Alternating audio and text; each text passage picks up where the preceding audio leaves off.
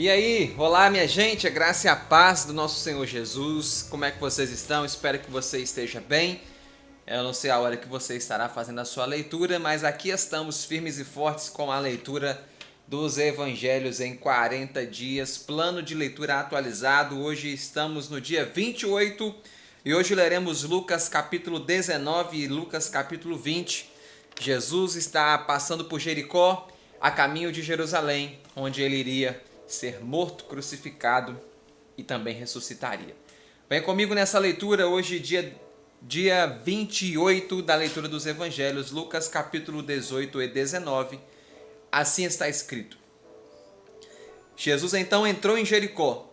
Quando atravessava a cidade, Zaqueu, que era um inspetor-chefe da coletoria de impostos da região, desejou vê-lo. Ele não era bem aceito na cidade porque cobrava impostos para o imperador romano.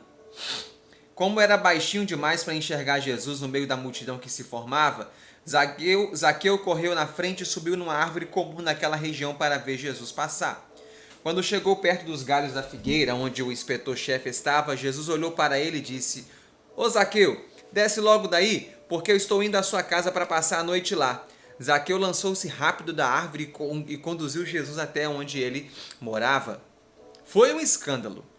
Como Jesus ousava ficar na casa de uma pessoa tão desprezível que traía seus próprios irmãos?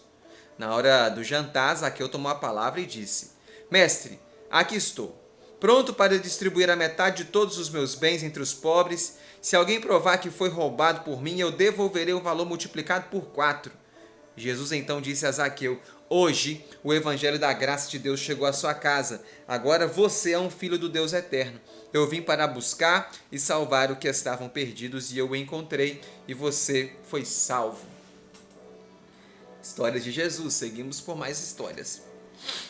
Estando ainda no jantar na casa de Zaqueu, em Jericó, a caminho de Jerusalém, Jesus percebeu a expectativa dos seus apóstolos de algo extraordinário que estava para acontecer, e por isso ele contou uma história.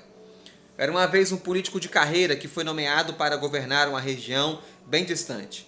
Antes de partir, o político chamou 3 gestores próximos e os encarregou de gerir alguns dos seus investimentos financeiros, e ele foi bem claro: enquanto eu estiver fora, multipliquem meus investimentos. Cada um recebeu o mesmo valor para cuidar. Assim que ele viajou, a população local que o odiava começou a protestar contra ele. Alguns emissários foram enviados ao governo central, levando a seguinte reivindicação: não queremos esse político como nosso governador. O pedido não foi levado em conta, e algum tempo depois o político retornou de sua missão. Sem muito demorar, chamou os gestores que escolheram para administrar os seus investimentos e apresentassem os relatórios dos ganhos obtidos. O primeiro deles projetou num telão um gráfico gerencial com um resumo de suas aplicações. Chefe, multipliquei por 10 o teu dinheiro.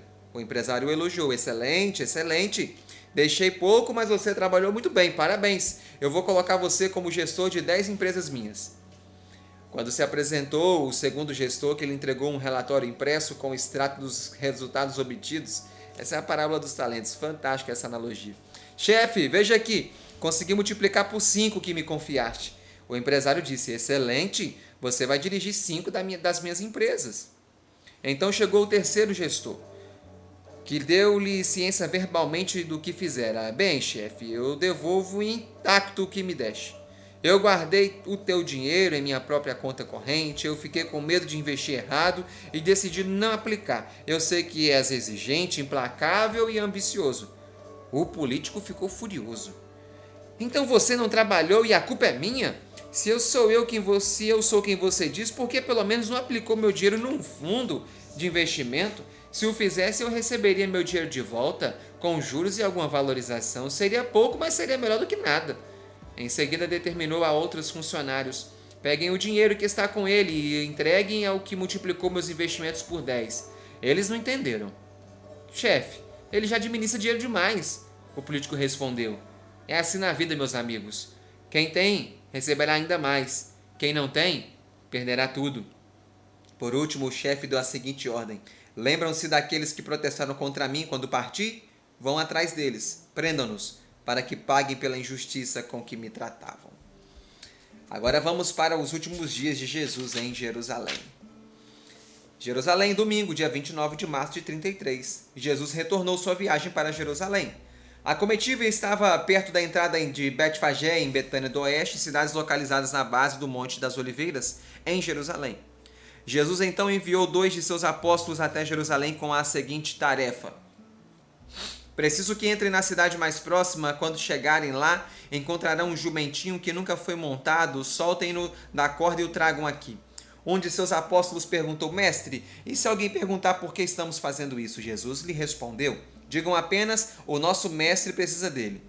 Os 2 fizeram segundo as palavras de Jesus. Aconteceu exatamente o que os 2 disseram que aconteceria. Assim, quando estavam soltando o jumentinho, apareceu o seu dono, que lhes perguntou: epa, por que vocês vão levar meu jumentinho? Ele me pertence. Um dos apóstolos respondeu: o nosso mestre precisa dele. O dono do animal não se opôs e eles pegaram o jumentinho. Quando chegaram onde Jesus estava, selaram o animal e ajudaram Jesus a montá-lo. Ao vê-lo, as pessoas que estendiam suas roupas pela estrada, formando um tapete, reverenciando-o como um rei. Jesus alcançou o alto do Monte das Oliveiras. Enquanto descia em direção à área do templo, as pessoas se aproximavam e ficavam eufóricas diante de tudo o que tinham visto ele fazer.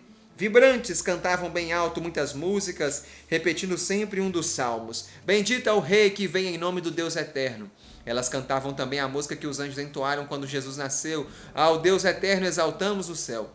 Entre os que seguiam Jesus pelas ruas de Jerusalém, alguns eram fariseus. Eles reclamavam das palavras do povo: mestre, corrija essa gente para que não fale essas coisas. Jesus respondeu: isso é impossível. Se eles se calarem, as pedras gritarão.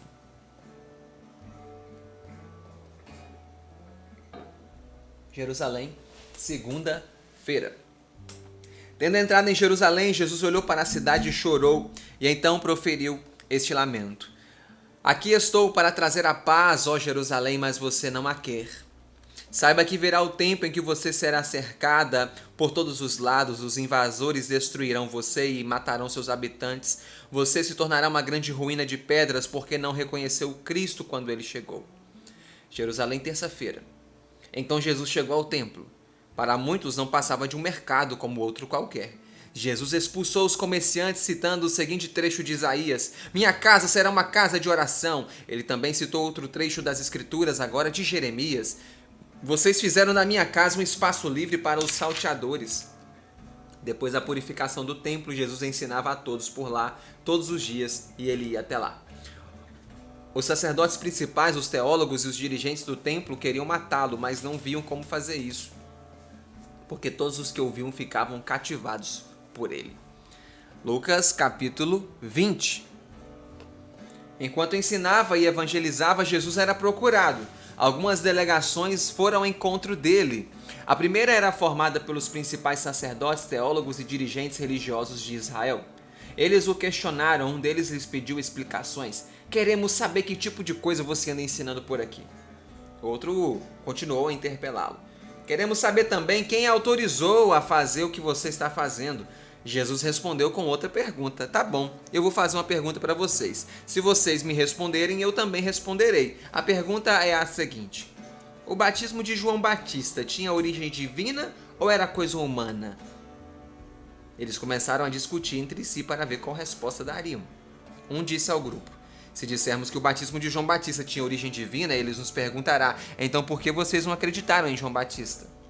Outro acrescentou o seguinte comentário: certo, mas se dissermos que o batismo de João Batista era uma coisa humana, o povo ficará contra nós e jogará pedra na gente.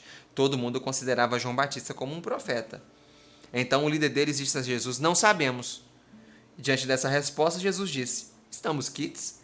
Não tenho motivo para dizer a vocês de onde vem minha autoridade para fazer o que eu faço. E mais histórias. Jesus então contou a todos a seguinte história. Era uma vez um fazendeiro que precisou viajar para longe. Ele arrendou a sua propriedade para alguns meeiros, que eram agricultores que trabalhavam por um percentual da colheita. Em seguida, seguiu para a sua viagem. Quando chegou a época da colheita, o fazendeiro enviou um dos seus funcionários para cobrar os meeiros. Em lugar de entregar o que fora combinado, os meeiros pegaram o funcionário, espancaram-no e expulsaram sem nada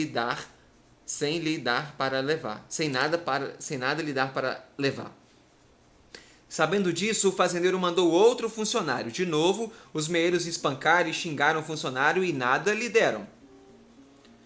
O fazendeiro então enviou o terceiro funcionário. Os meeiros o feriram e o expulsaram também sem nada lhe dar para levar. Para resolver o problema, o fazendeiro decidiu enviar o seu filho preferido, imaginando que ele, sim, seria respeitado.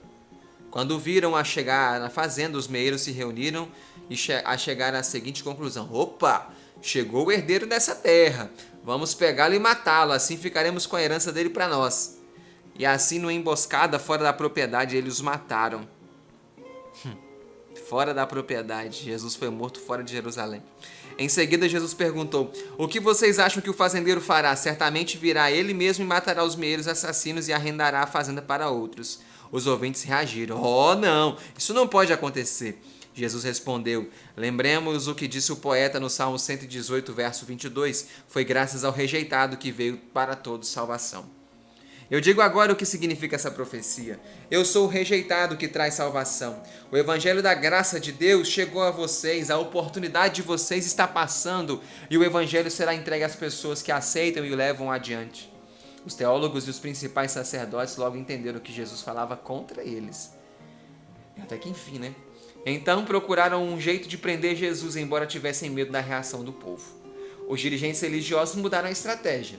Eles decidiram vigiar Jesus. Para tanto, infiltraram espiões pagos que se passavam por seguidores de Jesus. Esperavam por alguma palavra que ele dissesse pela qual pudessem denunciá-lo ao governador Pôncio Pilatos. Com a intenção de o flagrar em qualquer delito, alguns desses espiões testaram Jesus. Mestre, temos apreciado seus ensinos, temos visto que da sua boca só sai a verdade. Notamos ainda que você não segue pensamentos de homens, porque só prega a verdade que está nas Escrituras Sagradas. Em função disso, temos uma questão que precisamos que nos esclareça. Nós, como judeus, devemos pagar o imposto exigido pelo imperador romano, sim ou não? Jesus percebeu a armadilha e por isso disse: mostre-me uma moeda, dessas que vocês usam nos seus negócios. Quando eles mostraram a moeda, Jesus perguntou: que imagem e que nome estão gravadas nela? E eles responderam: é do imperador. Jesus então disse: entreguem ao imperador o que é do imperador e a Deus o que é de Deus. O imperador era César naquele contexto. Jesus, diante dessa resposta, nesse e outros casos, eles não conseguiram colocar Jesus contra o povo. Assim, os membros dessa delegação se retiraram calados. Havia em Jerusalém um grupo religioso formado pelos saduceus. Quem eram os saduceus? Eles não aceitavam a possibilidade da ressurreição. Os saduceus vieram numa delegação, eles se aproximaram de Jesus e propuseram uma questão. Mestre, lemos nas nossas escrituras as instruções sobre o que deve acontecer quando morre o marido de uma mulher. Está escrito que o irmão mais velho dele é obrigado a se casar com a viúva para que o morto tenha filhos, os quais serão seus herdeiros, certo? E eles continuaram. O caso para o qual aguardamos a solução é o seguinte: numa família havia 7 irmãos. O primeiro se casou e morreu sem deixar filhos. O segundo e depois o terceiro se casaram com a mesma viúva, mas também morreram sem deixar herdeiros. E assim foi até o 7º irmão.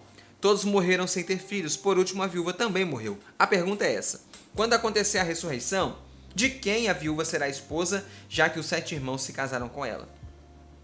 Sem demorar, Jesus respondeu: vocês não entendem nada mesmo. Aqui no mundo as pessoas se casam, essa é a realidade daqui. Só que no céu será diferente. Os que forem salvos, tiverem ressuscitado e viverem lá, não se casarão, nem se preocuparão com essas coisas. Lá eles nunca mais morrerão. Os salvos serão iguais aos anjos, como herdeiros do Deus eterno. Afinal, os salvos já terão passado pela experiência da ressurreição. E Jesus acrescentou: o Moisés que vocês tanto admiram cria na ressurreição. Quando notou a sarça ardente, ele entendeu que o Deus eterno era o mesmo Deus dos patriarcas Abraão, Isaque e Jacó. Portanto, o Deus eterno não é Deus dos mortos, mas de vivos. Para ele, todos esses patriarcas vivem e estão com ele no céu. Alguns dos teólogos que passavam ali por perto assistindo ficaram admirados com a resposta dada por Jesus aos saduceus. Um deles exclamou satisfeito: gostei da resposta, mestre. E ninguém mais teve coragem de fazer qualquer pergunta. Jesus, porém, disse: eu afirmo que o ungido, ou Cristo, é descendente do rei Davi e, ao mesmo tempo, o enviado pelo Deus eterno ao mundo. Num dos salmos, o próprio Davi, lemos: O Deus eterno disse ao ungido: sente-se ao meu lado até que eu derrote todos os seus opositores. Salmo 110, verso 1. Em outras palavras, o Cristo não é apenas descendente do rei Davi, ele é eternamente Deus eterno. Depois, Jesus continuou: cuidado com esses teólogos que não sabem interpretar as escrituras. Eles gostam de se exibir com suas roupas solenes, gostam de ser reconhecidos, sentam-se nos lugares de destaque no templo, ficam ao lado do anfitrião nas festas, usam o conhecimento que imaginam para ter para explorar as viúvas, sempre usando pomposamente o nome do Deus eterno. Eles pagarão caro por essas maldades. E assim fechamos o dia 28. Já marquei aqui o meu plano, Lucas 19 e 20. Amanhã seguimos com Lucas 21 e 22. Observa como Jesus batia pesado nos fariseus. Nós não podemos ser como eles. O fariseu era um povo difícil, o saduceu aqui nesse caso era gente que não cria na ressurreição. Para eles o espírito era bom, mas a matéria era má, e eles acreditavam que não tinha como possibilidade de uma pessoa ressuscitar. E Jesus disse: o Moisés que vocês creem aí, ele acreditava na ressurreição. E Jesus contestava sempre na palavra, sempre na palavra. Muito bom, vamos lá, a gente vai lendo e vai aprendendo um pouco mais. Eu espero você amanhã para mais uma leitura dos Evangelhos em 40 dias. Que Deus te abençoe, guarde a sua vida, guarde a sua casa, guarde a sua família. Até lá!